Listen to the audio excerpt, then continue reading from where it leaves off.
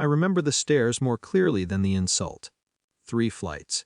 Narrow, dim, the kind where the hallway light flickers, every few seconds like it's thinking about giving up.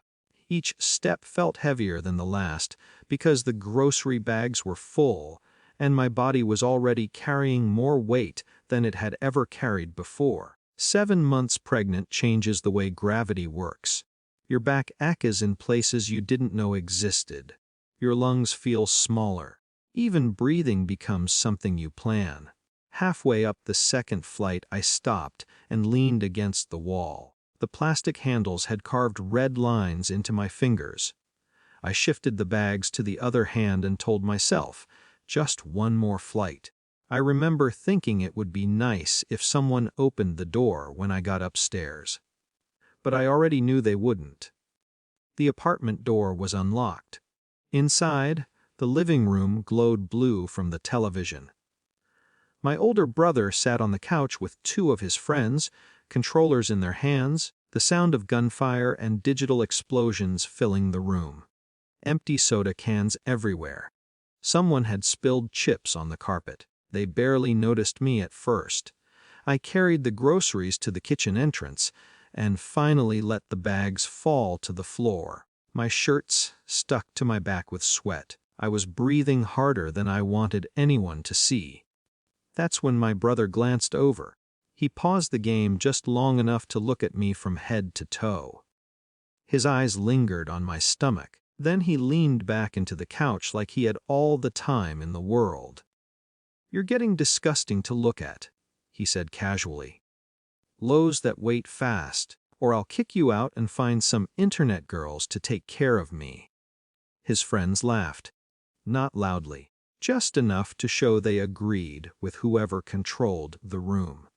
For a moment the only sound was the hum of the refrigerator and my own breathing. I could have said a lot of things. I had practiced arguments in my head before. Lines about respect, about family, about the fact that I was the one buying groceries for everyone. Instead, I smiled.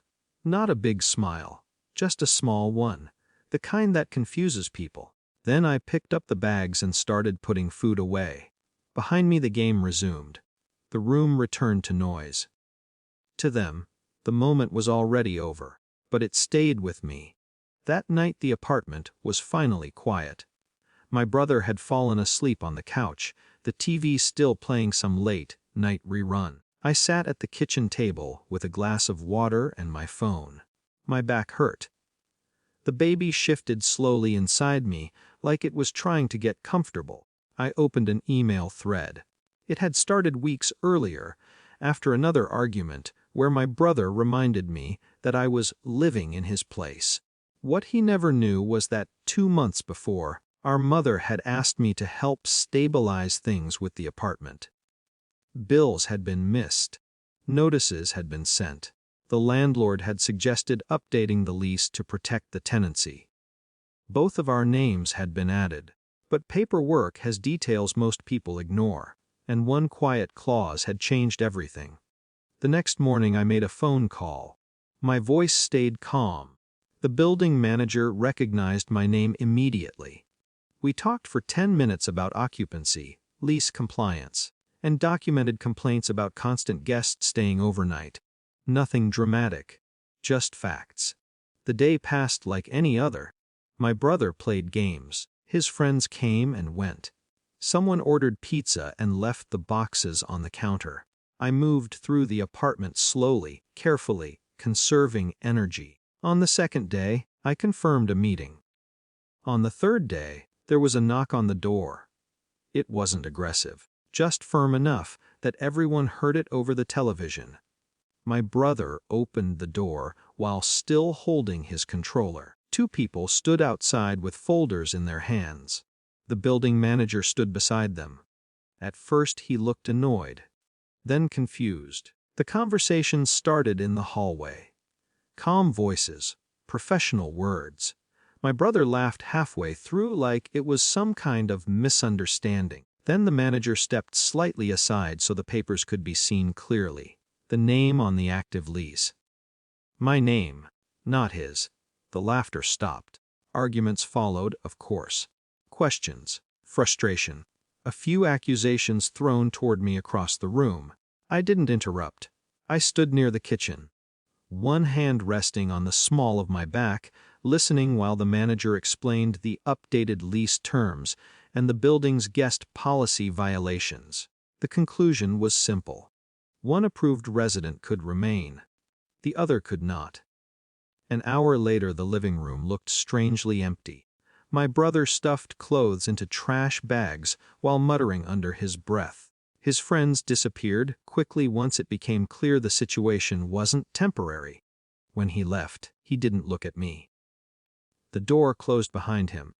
For the first time in years, the apartment was quiet. That evening I cooked something simple. Rice and vegetables. The kind of meal you make when you're too tired to think.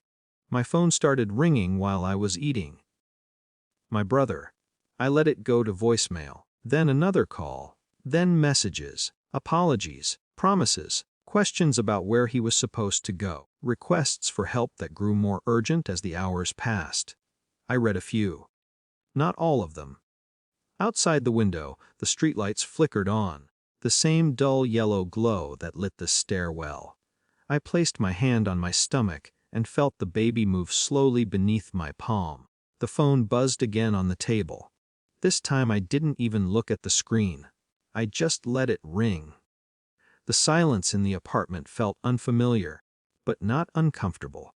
For the first time in a long while, the space belonged to someone who understood exactly what it meant to carry weight, and when it was finally time to set it down.